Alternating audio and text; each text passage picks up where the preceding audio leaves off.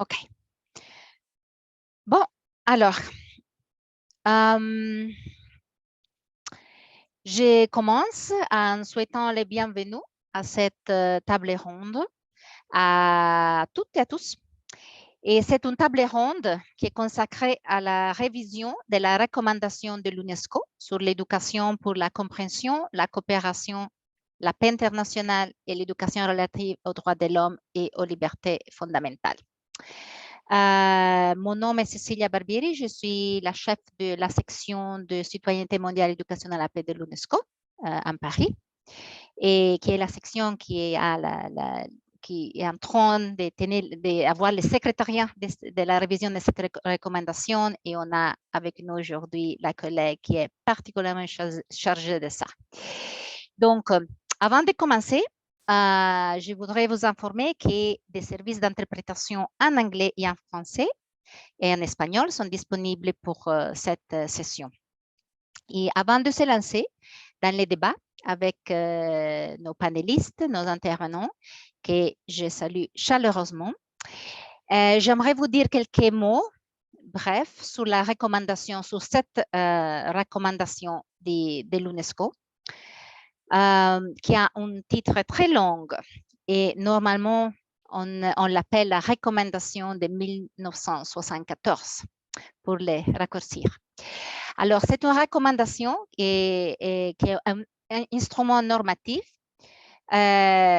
probablement un peu connu et pourtant au cœur du mandat de l'UNESCO, car cette recommandation engage les pays membres de l'organisation à promouvoir la compréhension internationale, la coopération, la paix, les droits de l'homme et les libertés fondamentales par l'éducation.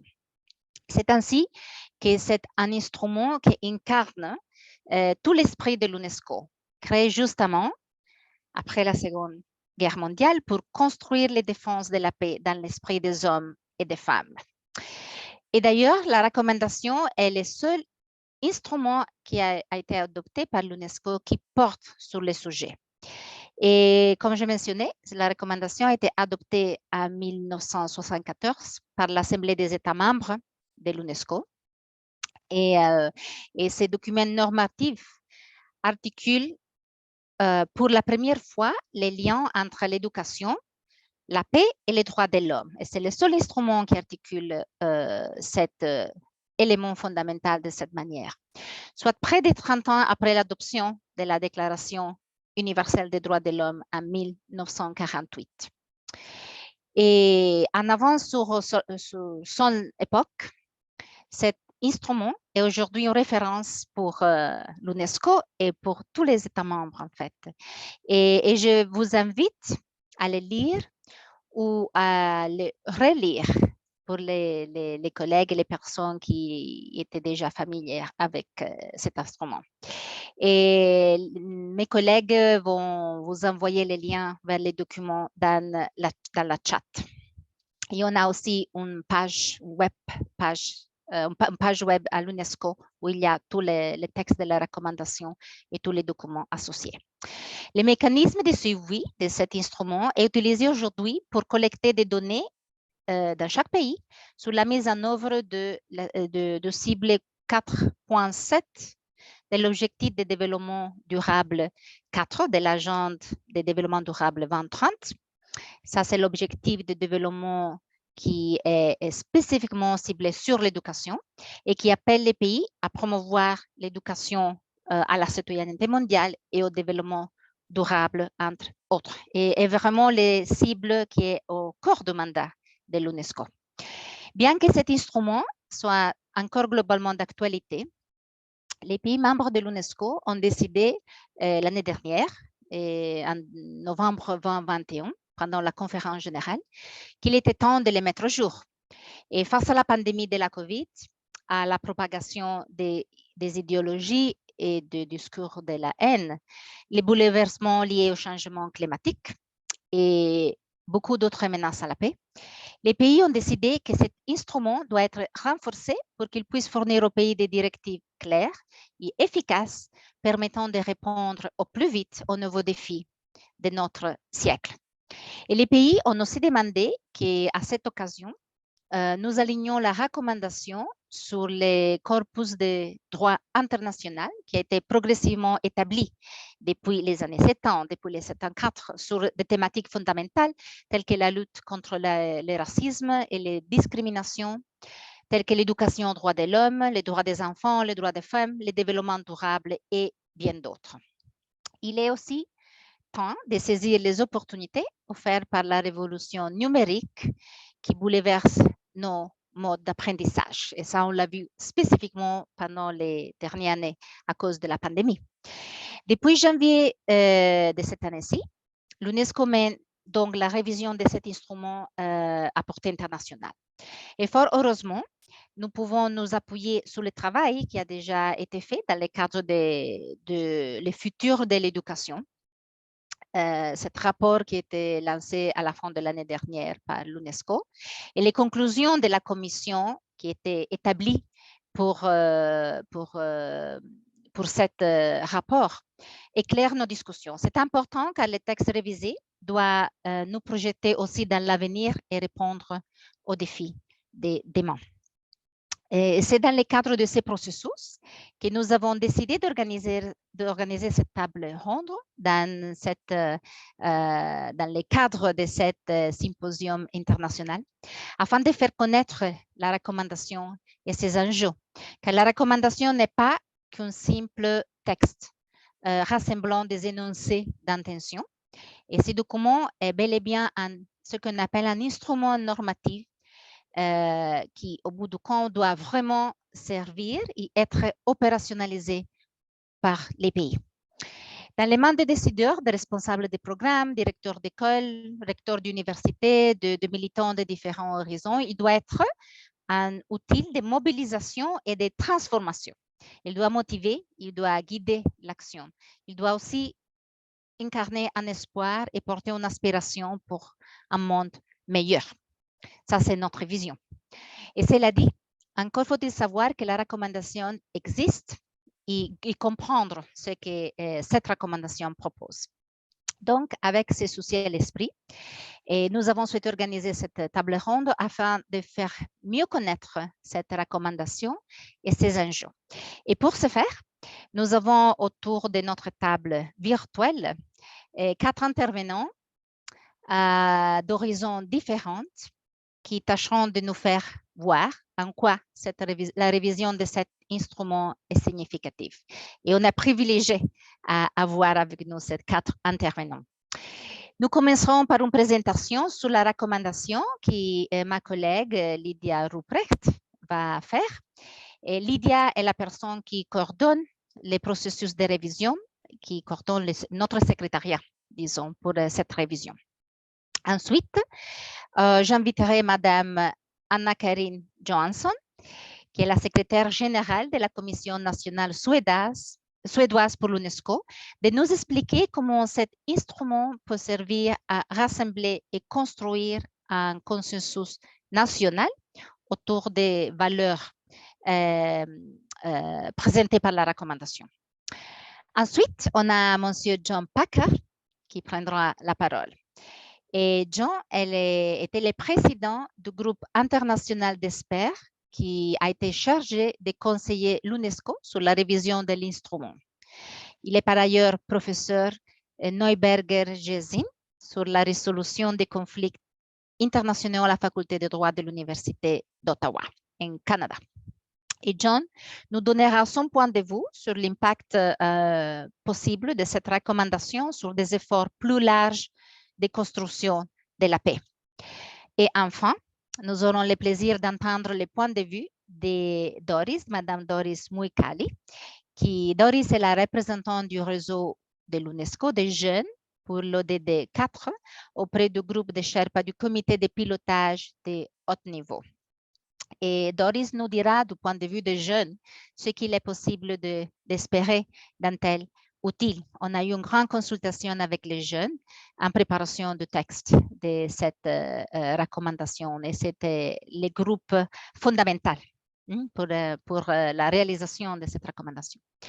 Après leur cours d'intervention, j'animerai un échange entre les panélistes et si nous avons le temps, je verrai en fin de la séance à des questions ou des commentaires de l'auditoire. Et donc, si vous avez des questions, je vous invite à les poser via la fonction de chat ou la fonction de questions-réponses au cours des interventions et surtout dans les dernières 15 minutes de la session. Alors, je termine ici et j'ai pris Lydia de commencer sa présentation en considérant le temps qu'elle a à disposition. Lydia. Merci beaucoup, Cécilia. Alors, je partage mon écran. Est-ce que vous voyez ou pas? Oui, on se voit. OK, impeccable. Bah, normalement, impeccable. Voilà. Donc, je ne voudrais pas reprendre ce que Cécilia a déjà dit, mais il s'agissait un peu de vous donner un peu de contexte sur cette recommandation pour qu'on puisse avoir cet échange. Alors, sur les trois points de vue, quel est cet instrument? D'abord, dire quelques mots sur son statut juridique. Alors, la recommandation, comme on dit, de 74, pour faire court, est l'une des 8 recommandations de l'UNESCO dans le domaine de l'éducation et qui est d'ailleurs la seule recommandation qui traite spécifiquement, qui est consacrée à l'éducation, à la paix et aux droits de l'homme. Alors, contrairement à une convention, une recommandation n'est pas ratifiée par les pays et donc considérée comme un instrument dit non contraignant. Néanmoins, parce qu'il s'agit d'une recommandation qui est adoptée par la conférence générale et l'organe suprême de l'organisation, c'est un instrument qui est destiné à influencer l'élaboration des politiques et des pratiques nationales. Donc, c'est un document qui a même un certain poids juridique, mais qu'on appelle un peu de droit souple. Alors, ce document est par ailleurs un document assez complet qui fait référence, qui fait date dans le domaine de l'éducation. D'abord pour les raisons historiques et symboliques, telles que soulignées par Cécilia également, parce qu'il a été élaboré à une certaine époque, à la période de la guerre froide, dans un contexte de haute tension, et qui a réussi à fédérer les pays autour de certaines valeurs, d'où d'ailleurs son titre assez compliqué et à rallonge pour pouvoir articuler les intérêts des États et différentes parties prenantes de la discussion. Mais il est assez avant-garde, assez ambitieux et qui prévoit et assez précurseur sur des grands bouleversements que nous avons vécus depuis les années 70. Et c'est en ce sens qu'il est un document qui inspire encore aujourd'hui les grandes valeurs de ce qu'on pourrait appeler aujourd'hui l'éducation de qualité, une éducation qui est pertinente face aux enjeux mondiaux et locaux. Je ne vais pas m'attarder sur ce point-là parce que je crois que Cécile a bien souligné ce point. Simplement dire un mot sur la portée éducative de l'instrument.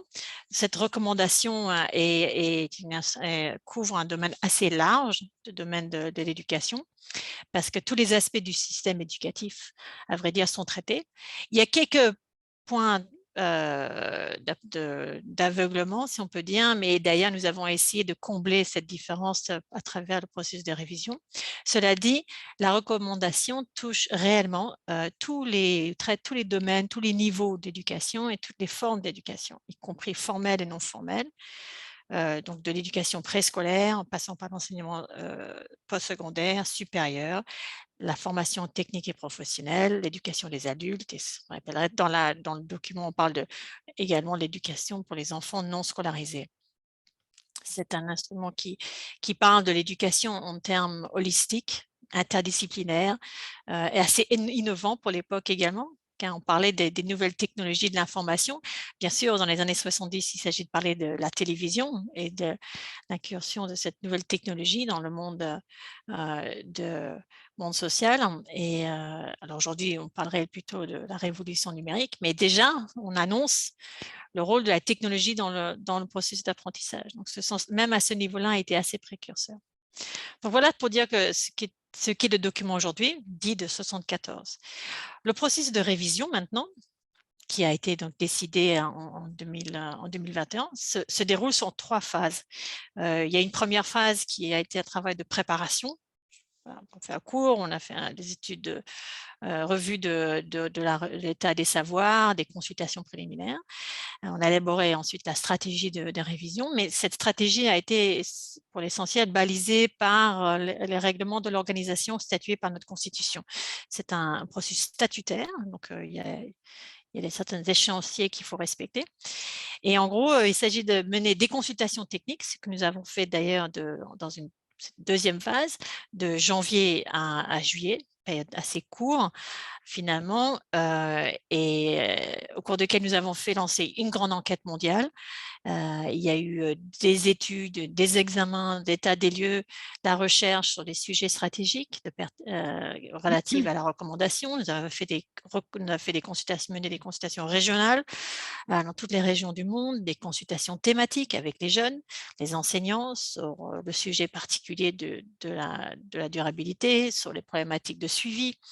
Nous avons aussi constitué, enfin la directrice générale a constitué un groupe international d'experts, dont d'ailleurs M. Packer était donc le président, qui s'est réuni de mai à juillet, qui a fait un peu la synthèse de ces consultations et avec son propre expérience, sa propre réflexion, a fait des propositions de révision au texte. Et ce processus-là aboutit à la rédaction de la première version, la première mouture de la recommandation qui a été envoyée aux États membres dernièrement en septembre pour leurs commentaires écrits. Donc nous sommes aujourd'hui dans cette troisième phase qu'on appelle la phase de la consultation formelle avec les États membres, car il s'agit principalement de demander à avoir des prises de position des États de manière écrite sur cette première version du document. Alors, juste un mot aussi sur la consultation technique, parce que je me semble que vous êtes nombreux à avoir participé à cette étape. Cette consultation a été faite auprès d'une variété d'acteurs, notamment les représentants des Nations Unies, des grandes organisations intergouvernementales régionales et les représentants des institutions non gouvernementales, des experts individuels, le réseau des chaires associés, les jeunes, des professionnels, ce qu'on dit praticiens dans le domaine, qui travaillent sur la problématique d'éducation, aux droits de l'homme, à la paix, à la compréhension internationale ou dans des domaines connexes. Donc, on a eu des consultations avec des experts dans le domaine de la psychologie, qui travaille sur l'éducation artistique, sur le développement durable, la santé, le bien-être, l'apprentissage social et émotionnel, la promotion de la liberté d'expression, les droits de l'homme, etc.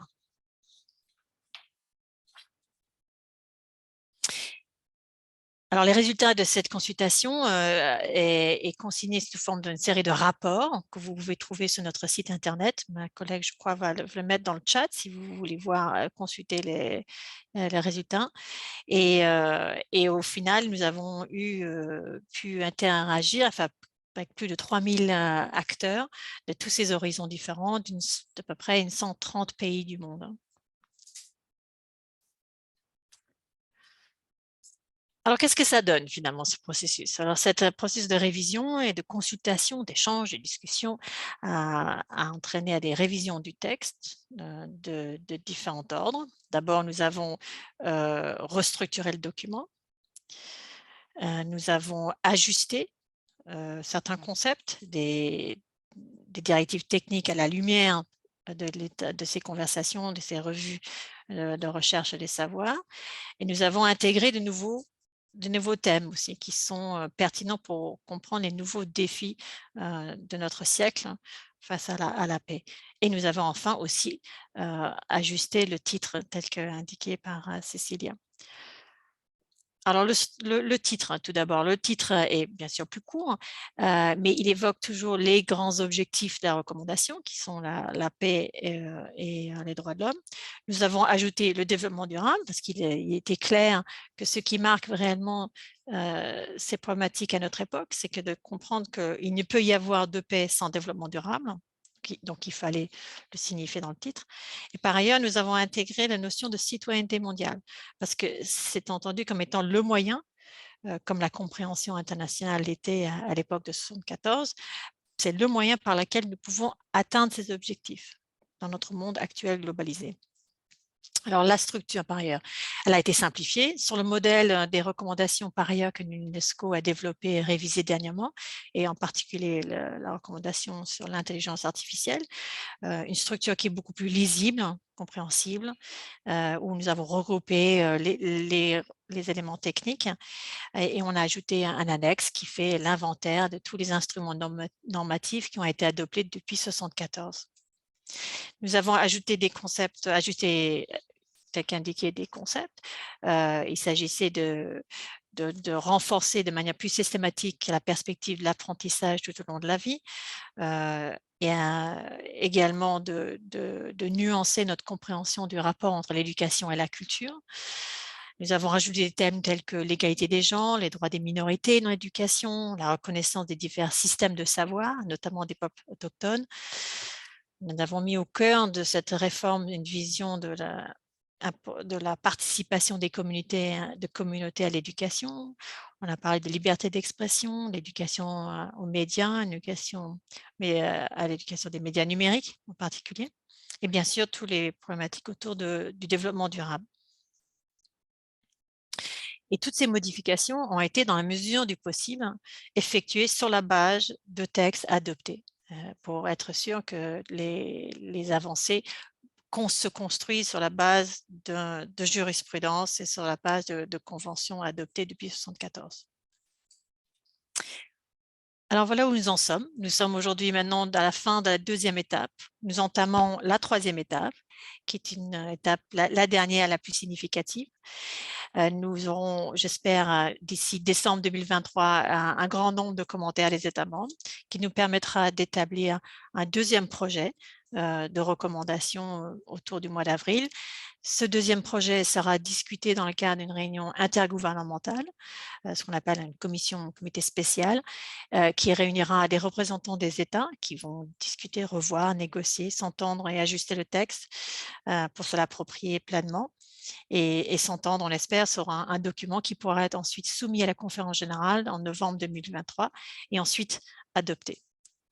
Donc voilà où nous en sommes, mais je m'arrêterai là. Merci. Merci, merci beaucoup, Lydia.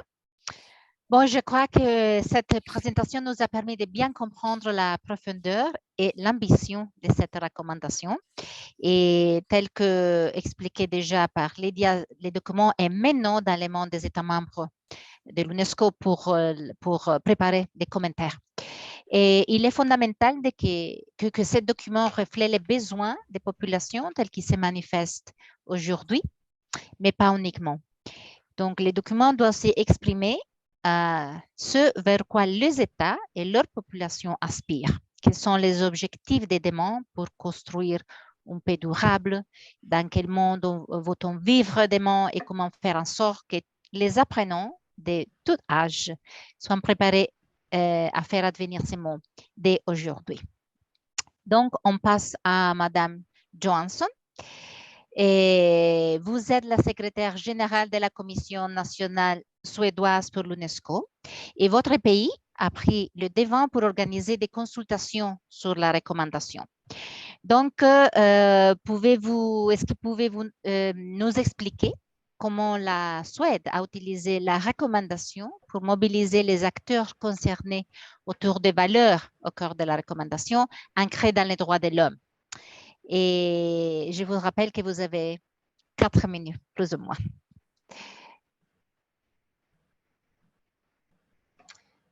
Thank you so much for inviting me to this. Merci beaucoup de m'avoir invité à ce séminaire, ce symposium. J'ai hâte à la discussion.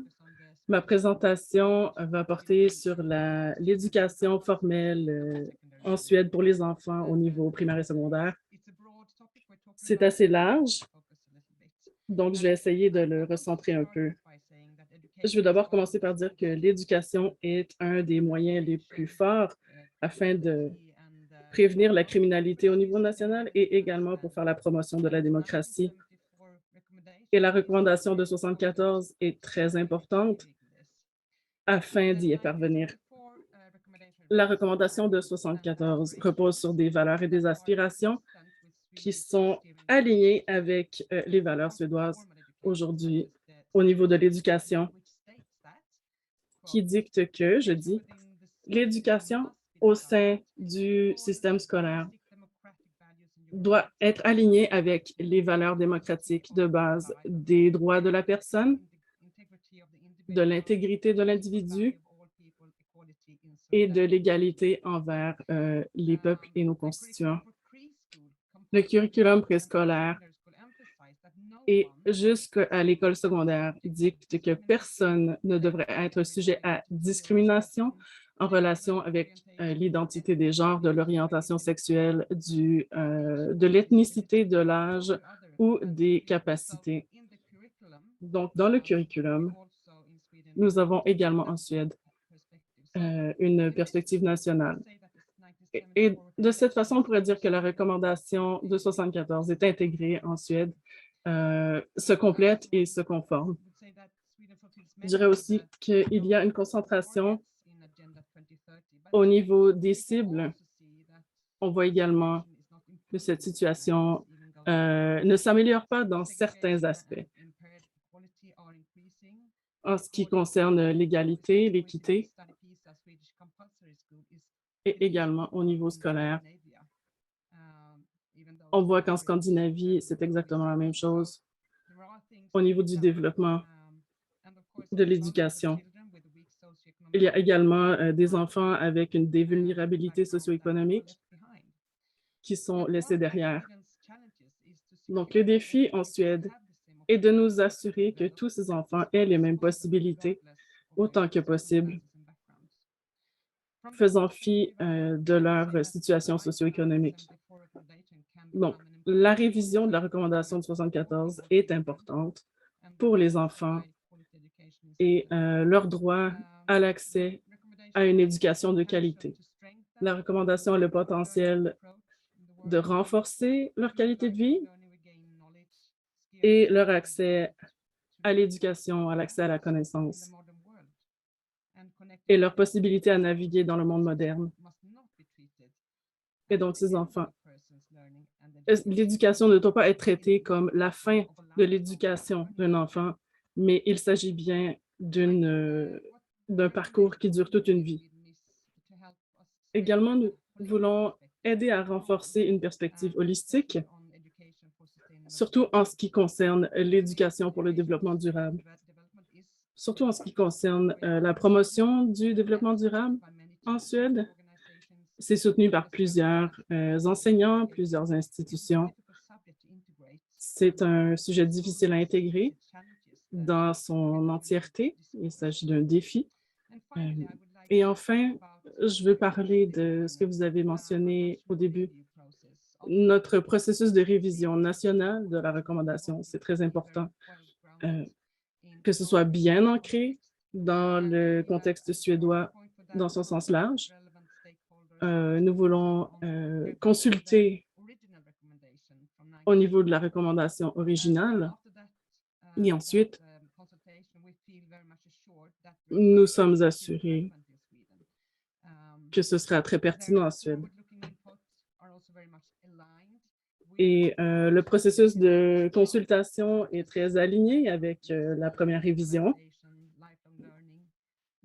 L'apprentissage en continu, la paix, surtout en ce qui concerne l'égalité des genres. Donc, ça nous a renforcés dans notre travail. Inintelligible. Et les réponses seront consultées avec soin et surtout au niveau gouvernemental. En ce qui concerne la réponse de la Suède vis-à-vis de l'UNESCO. Et nous voulons nous assurer que la réponse est centrée sur les experts au bénéfice de l'implantation, étant donné qu'ils sont déjà impliqués dans le sujet. Donc, nous avons hâte à la participation du processus de révision de cette recommandation cruciale pour tous. Merci. Merci beaucoup, Anna-Karine. Nous avons hâte de vous voir activement participer l'an prochain. Merci beaucoup.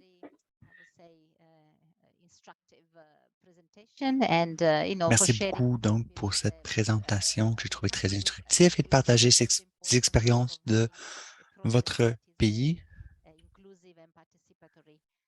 On apprécie beaucoup le processus collaboratif et inclusif pour pouvoir continuer sur ces efforts. On va aller maintenant à M. John Packer.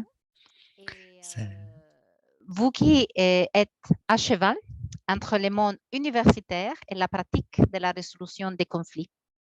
Et donc, nos questions sont, que pensez-vous de cette recommandation? Et est-ce que cet outil normatif qui est non contraignant, vous pensez qu'il puisse servir?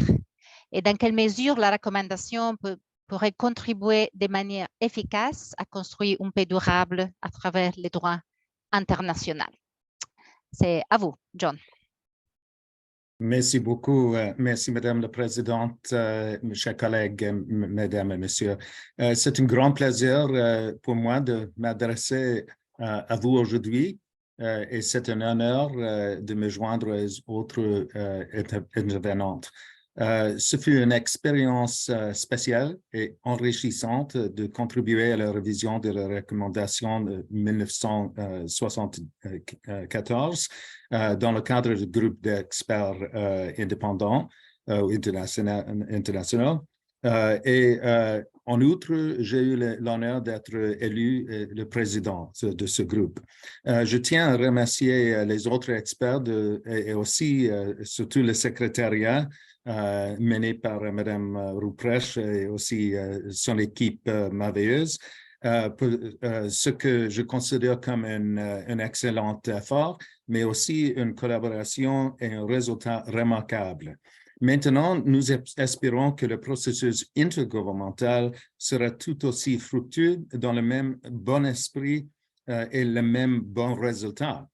On m'a demandé de partager quelques brèves remarques ou réflexions sur la recommandation révisée en termes surtout de le caractère de l'instrument du point de vue de droit ou juridiquement. Mais je voudrais juste ajouter un mot qui concerne le but et l'objectif. Ceci n'était pas essentiellement pas différent de l'origine et les buts de l'UNESCO et même le Charte des Nations Unies, c'est-à-dire à contribuer à un monde plus pacifique dans lequel nous pouvons vivre ensemble et dans une manière durable et prospère. Mais pendant les dernières 46 ans, après l'adoption de la recommandation initiale, il était évident que beaucoup de choses ont changé dans la nature de notre monde, les menaces, les rapports, relations, et aussi à ce moment, une situation d'urgence. Aujourd'hui, il y a une augmentation significative de conflits armés dans le monde, de divers types, y compris une réapparition de guerres interétatiques et de nouvelles armes anciennes, par exemple, nouvelle utilisation des armes anciennes et nouvelles qui ont une plus grande portée dans notre monde interdépendant maintenant très complexe. Je suis personnellement choqué qu'il y ait actuellement un spectre sérieux de guerre nucléaire en Europe et de l'Est, mais aussi des risques par ailleurs. Donc, la recommandation révisée, on a vraiment besoin à cette heure actuelle. Cécilia, merci beaucoup. Vous avez déjà expliqué la vision de l'instrument révisé. Maintenant, je voudrais juste remarquer qu'il vise à aider à faire face aux réalités contemporaines et repousser ces défis. En outre, et beaucoup plus espérant, le projet de recommandation révisée voit beaucoup d'espoir s'appuyant sur les concepts avancés des nouvelles technologies et de nouveaux outils et les perspectives d'une éducation éclairée à tous les niveaux et pour tout et à portée de main inaugurer une nouvelle ère pour notre espace et notre monde ensemble. En tant que document, comme un instrument, on dit, la recommandation n'est pas, bien sûr, un traité. Donc, en soi, elle n'est pas lui-même ou per se juridiquement contraignant. Cela ne signifie pas qu'elle n'a aucun caractère normatif ou même contraignant. Tout d'abord, il est élaboré et serait adopté par les États membres de l'ONU et de l'UNESCO à la suite d'engagements fondamentaux fondés des traités, surtout la Charte des Nations Unies elle-même, qui indique clairement que les droits de l'homme s'appliquent à tout et, en outre, que chaque État doit s'efforcer de réaliser, et maintenant je cite article 55, le bien-être de tout le monde. En outre, il a du devoir de coopérer à cette fin. C'est une obligation de coopération. Et de plus, suivant l'article 33 de la Charte, les États membres ont obligé à résoudre leurs différends pacifiquement par des instruments, des utiles indiqués et par d'autres. Donc, ainsi, l'initiative et l'orientation de la recommandation sont fondées sur le droit international contraignant. Comme Mme Reprèche a indiqué, la liste d'autres instruments utilisés pour élaborer la révision de la recommandation sont inclus en annexe de la recommandation. Deuxièmement, de nombreuses dispositions de la recommandation font explicitement référence à des obligations conventionnelles ou les paraphrasent. Il y a beaucoup trop pour les mentionner, mais je renverrai tout le monde aux articles 28 et 29 de la Convention relative aux droits de l'enfant, dont tous les États membres de l'ONU, sauf une, sont partis. J'invite tout le monde à lire ces deux articles détaillés de la Convention, mais je voudrais maintenant citer simplement l'article 29, alinéa premier. Je voulais dire, les États partis conviennent que l'éducation de l'enfant doit viser favoriser l'épanouissement de la personnalité de l'enfant et le développement de ses dons et ses aptitudes mentales et physiques dans toutes les mesures de leur potentialité. Ça, c'est une obligation contraignante suivant la Convention relative aux droits de l'enfant. L'article exige également une coopération dans le respect des principaux fondamentaux de la Charte des Nations Unies à cet objet. Au-delà de la recommandation est un espace parfois appelé soft law ou de droit souple, dans la mesure où elle peut ne pas avoir exactement force de loi engageant la responsabilité des États en cas de non-respect. Mais il vise exactement à établir et de convenir des normes de conduite. C'est donc une question de bonne foi que les États négocier et exprimant leur volonté souveraine doivent, en tant que membres fiables de la communauté internationale, conformer leur comportement aux normes et standards convenus. C'est la même chose exactement que la Déclaration universelle des droits de l'homme, qui n'est pas un traité non plus, et n'est pas à tous les égards un droit international coutumier contraignant. Néanmoins, il s'agit d'un instrument fondamental de valeur universelle qui informe et guide les États dans leur politique, leur législation, programmes et pratiques. C'est un instrument exprimant des normes de réalisation. Enfin, la recommandation est spécifiquement et dans de nombreuses parties utile. Il est utile, c'est-à-dire qu'elle aide les États à mieux gouverner et pour les intérêts individuels, mais aussi à partager. En termes simples, c'est un bon utile.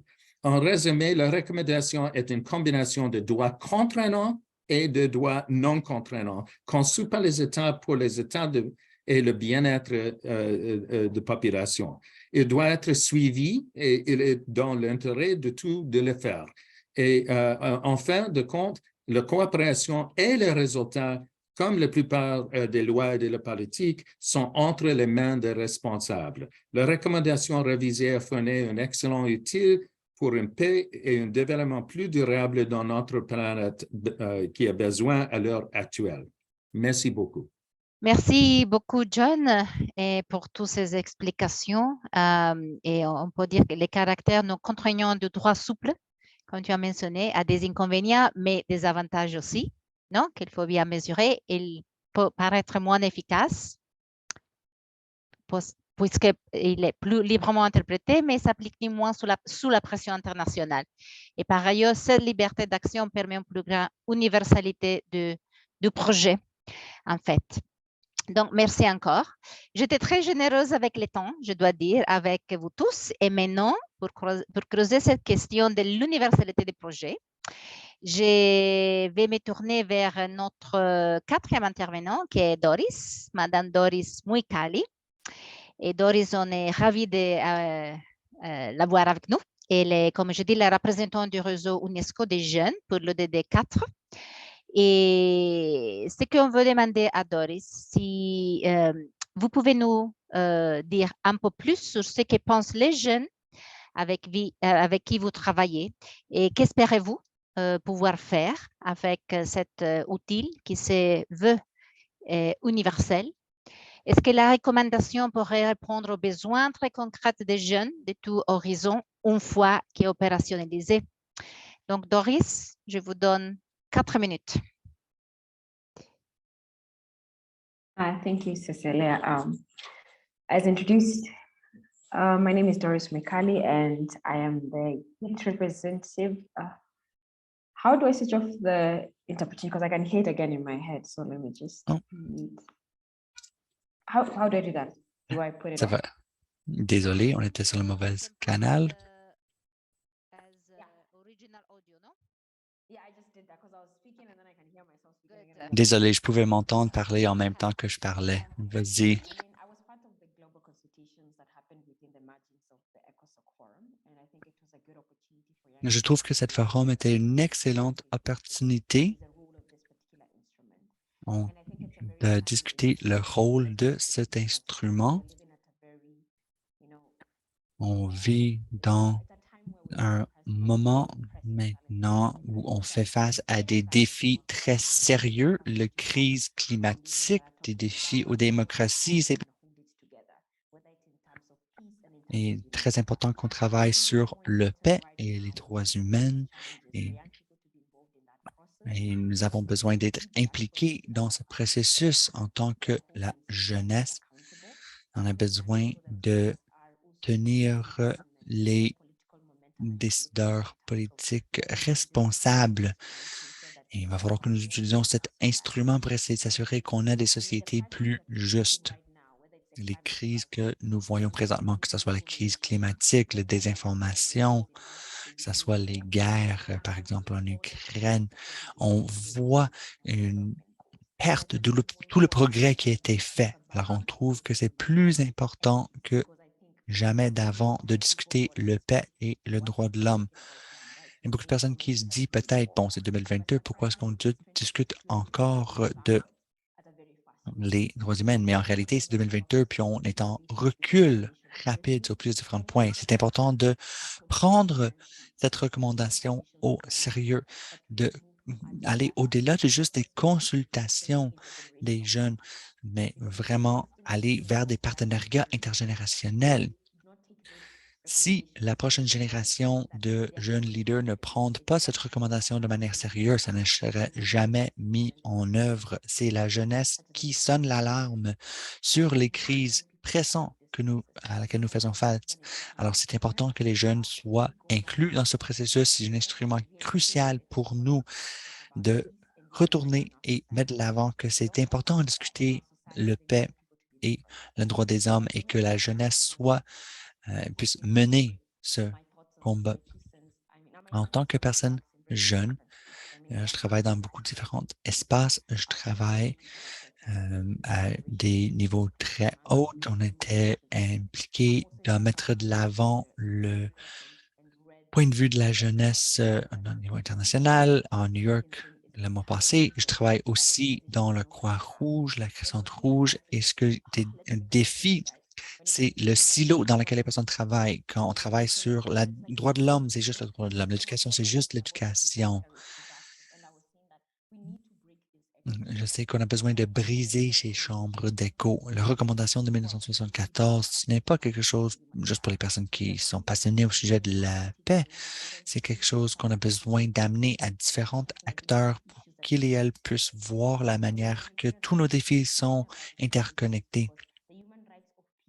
Par exemple, les personnes qui travaillent sur le droit de l'homme, on sait qu'ils font face à beaucoup de défis pour les droits de l'homme dans le lien avec le changement climatique, mais nous avons besoin de considérer l'aspect d'éducation pour que tout le monde soit équipé pour créer des sociétés dans lesquelles tout le monde est un être libre et personne qui est laissé de côté. Nous créer une société qui est égale et juste. Donc, un de mes points clés sur cette recommandation, c'est il faut inclure les personnes jeunes, même particulièrement les personnes qui ont été laissées de côté, mais ne restons pas non plus dans les chambres d'écho. Il faut que tous les secteurs s'approprient cette recommandation, que ce soit des individus qui travaillent en TCI, les personnes qui travaillent sur tous les aspects de les buts de développement durable de l'ONU. On a besoin de partager cette recommandation de manière large pour s'assurer que nous puissions localiser et mettre en opération cette recommandation partout au monde. J'espère que je n'ai pas parlé trop vite pour les interprètes. Merci. Merci beaucoup, Doris, pour ton partage. Et en fait, c'est très important que nous donnions la parole aux jeunes, comme tu as bien mentionné. Et pour nous, c'était très important d'avoir cet engagement. Les jeunes sont les acteurs fondamentaux qui contribuent à la réalisation des objectifs de développement. Donc maintenant, comme on a fait un tour de table, je ne crois pas je ne vois pas de questions dans le chat. Donc, je vais moi-même poser des questions à vous. Et si vous me permettez, John et Anne-Catherine, je voudrais recommencer par Doris pour donner encore la parole aux jeunes. Et comme elle est là, et je voudrais demander à Doris, comme tu as parlé, en fait, tu as déjà mentionné l'importance de ne pas travailler dans des écochambres complètement séparées, déconnectées, etc. Et tu as parlé du rôle des jeunes. Et comment les jeunes, qu'est-ce que tu penses, comment les jeunes peuvent jouer un rôle concrètement plus actif dans la transformation de l'éducation, des manières de faire avancer cette recommandation? Tu as participé au sommet de TESS à New York, dont on a fait des compromis. Mais en concret, comment tu vois les rôles des jeunes dans l'avancement de cette recommandation? Comment ils peuvent utiliser concrètement cette recommandation pour effectivement réaliser la transformation éducative, que c'était un compromis de tous nos pays? 2 minutes.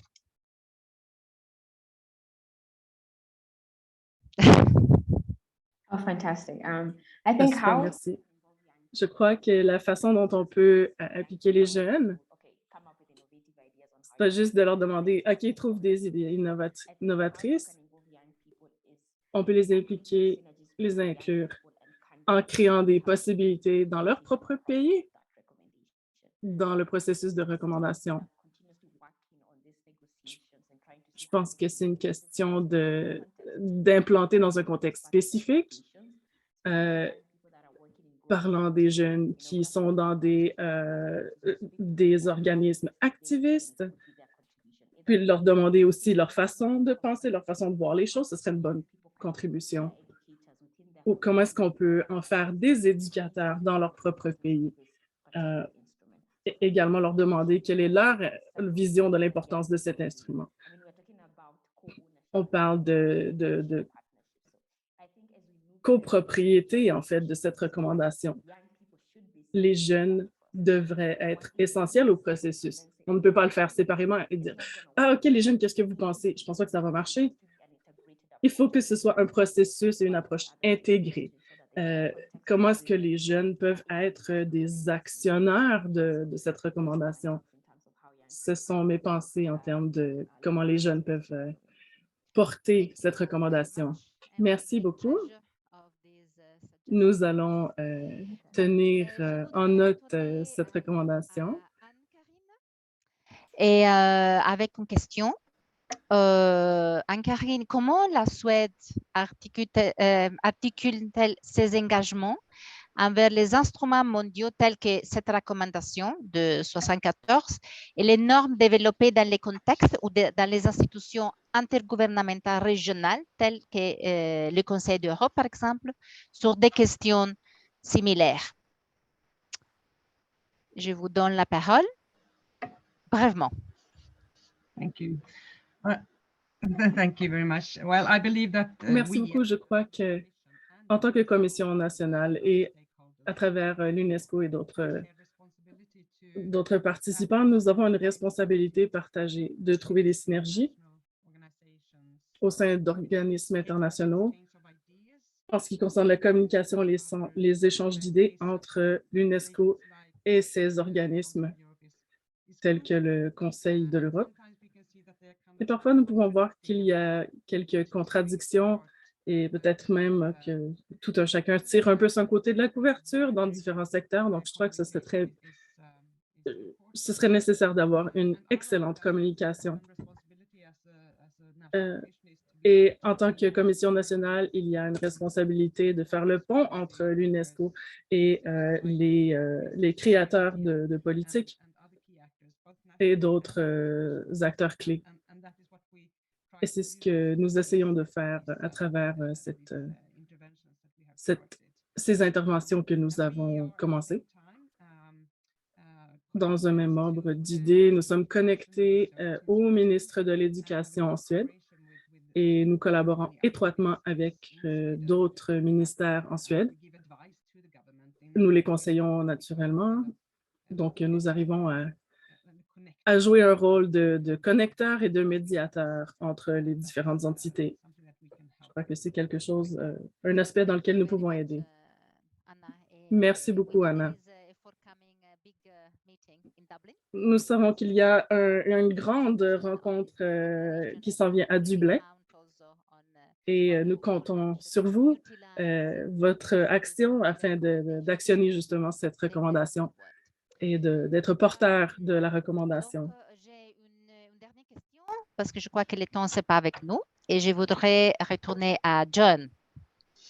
Juste pour le temps, quand on a commencé un petit peu en retard, on peut avoir 5 minutes de plus. Ouais. Oui, merci beaucoup. Alors, John, d'après votre expérience, comment est-ce que l'éducation peut participer aux efforts de résolution des conflits et de construction de la paix? L'éducation va jouer un rôle important, je crois, aussi dans l'agenda nouvelle de paix, qu'on espère de voir prépondérant dans les sommets du futur des secrétaires généraux dans 1 an et demi. Et donc, c'est comment on peut utiliser l'éducation pour les efforts plus amples de construction de la paix. Merci beaucoup pour la question. D'après mon propre expérience, l'éducation est toujours présente et joue un rôle très important de plusieurs sens. En première place, et vous avez même indiqué pour la révision de la recommandation, il y a une question de la vision pour aider tout le monde, éclairer quelques menaces, quelques positions où on se trouve dans le monde, les autres, nous-mêmes et toutes les idées comme ça, le monde actuel. Donc, une question de la vision. Et dans la recommandation, nous avons ajouté un concept très important, l'idée de la citoyenneté universelle ou globale. Et donc, ça, c'est une notion. Mais deuxièmement, c'est très important dans un sens technique pour résoudre les conflits. Cette fin de semaine, par exemple, aujourd'hui, d'aller pour contribuer d'une négociation entre des groupes armés. Et pendant les prochains 2-3 jours, on va contribuer des sessions d'éducation formelle même pour apprendre, par exemple, l'application de quelques standards, tout ça, mais aussi dans un environnement éducatif, d'être ensemble pour découvrir des choses ensemble et tout ça. Et, par exemple, l'analyse, c'est important, les solutions, les options, par exemple, et toujours les méthodes. Comment nous pouvons suivi une autre course pour vivre ensemble, par exemple. Donc, ça, c'est une chose particulière. Mais plus généralement, il y a aussi l'éducation, l'importance de l'éducation pour construire, par exemple, un pays durable, des systèmes de gouvernement, des rapports interétatiques entre des gens dans un monde très complexe et indépendant. Et pour assurer le bien-être de tout le monde et assurer une sécurité sûre donc, où tout le monde peut trouver une confiance dans l'avenir. Ça, c'est une base pour le pays durable. Donc, l'éducation est toujours présente pour tout le monde dans tous sens. Merci beaucoup, John. Oui, vous pouvez m'écouter? Oui, OK. Bon, merci beaucoup. Et on a beaucoup d'espoir, en fait, dans ces recommandations et dans les rôles, en fait, que l'éducation peut toujours jouer dans la paix, dans la construction de la paix. Et donc, je crois qu'on est arrivé à la fin de cette table ronde. Et je voudrais remercier tous les intervenants, nos panélistes, Lydia, John, Anna-Karine et Doris, pour la participation, pour leur participation à cet échange et pour leur engagement très actif, je dois dire, sur ces problématiques qui sont vraiment au cœur de notre actualité. Et justement, on espère qu'ils vont continuer dans leur engagement avec nous. En fait, tous les travaux que vous faites et les soutiens que vous accordez à l'UNESCO sont vraiment fondamentaux pour nous. Et ils aident aussi à renforcer cette recommandation et à faire en sorte que le texte devienne un outil vraiment des transformations, c'est effectivement ce qu'on veut et qu'on espère. Donc, comme vous savez, nous traversons une période qui est remplie d'incertitudes et pour y faire face, nous devons faire connaître, nous devons promouvoir et renforcer toutes les actions qui sont porteuses d'espoir et de solutions concrètes. Et nous devons aussi faire notre possible, chacun d'entre nous, pour que ces actions concrètes ne soient pas que de bonnes pratiques, qui sont bonnes pratiques isolées les unes des autres. C'est un peu pour ça que nous sommes réunis aujourd'hui et je voudrais remercier aussi les organisateurs qui est la chaise de l'UNESCO sur la citoyenneté globale, démocratie et éducation transformative et l'Université catholique de Valparaiso pour nous amener ici. Nous vivons des défis majeurs qui dépassent nos frontières et qui requièrent des réponses qui sont coordonnées internationalement. Il s'agit de faire en sorte que les actions concrètes menées au niveau local, au niveau national, au niveau régional et au niveau global, à travers de tous les secteurs de l'éducation et au-delà de l'éducation, comme vous avez mentionné, puissent converger et puissent bien s'articuler. Et c'est dans cette optique qu'il faut aussi comprendre le travail de l'UNESCO pour cette révision de cet instrument. Et nous souhaitions que cet instrument incite à l'action et aide à mettre en cohérence toutes les actions du pays et les interventions des acteurs qui sont très nombreux, tous les acteurs du développement qui, disons, font bouger les lignes. Donc, j'espère qu'à travers ces échanges, vous avez, tous les participants ont appris sur ces processus très importants pour nous. Et j'espère également que nous pourrons compter sur vous tous pour devenir, après l'adoption du texte, qui, on espère, se réalisera en novembre 2023, les utilisateurs de cet instrument afin de faire avancer les droits de l'homme et la paix au quotidien. Donc, merci beaucoup et au revoir à tout le monde. Au revoir, merci beaucoup. Et merci, Cécilia. Bye. Au revoir. Bye.